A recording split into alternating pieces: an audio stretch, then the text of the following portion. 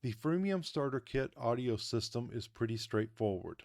Let's start with the background music. Random order does exactly what it says and shuffles the order of the background music every time the game starts. Autoplay simply tells the system to automatically move on to the next song. If you turn this off, then you will need to use the API code to change songs or to stop and start the music. The wait time for the loop tells the system to play a song for a given amount of time before transitioning to the next song. If the amount of time specified is less than the length of the song, then the system will simply play to the end of the song and move to the next one.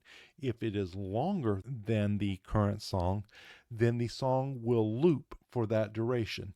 So, for instance, if you have a 45-second song and you tell it to play for 60 seconds, then the song's going to play fully through 2 times before transitioning on to the next song. Music volume is simply the starting value for the music and can be easily changed at any time. Ambient sound effects are something like background music in that it's sound effects that play in the background, but unlike background music, you can have multiple ones playing at the same time. And as you can see, ambient sound effects have their own independent mute and volume control. Some examples of ambient sounds would be like birds singing or crickets chirping. For our example of birds singing, you would want to set that to play continuously. But if you wanted to do something like a random cricket chirp every now and then, you set your mode to interval. We can set our interval type to be fixed or random, and then we set the minimum and maximum interval to go between these two values.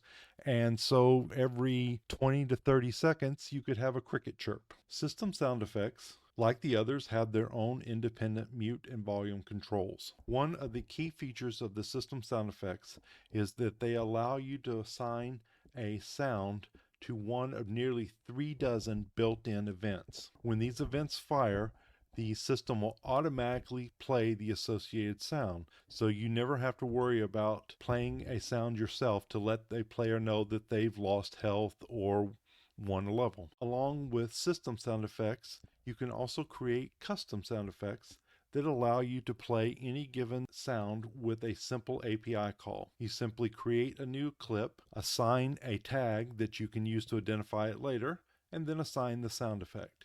Then within the system, a simple API call that says play sound. You pass it the name of the tag that you want played, and that sound will play instantly.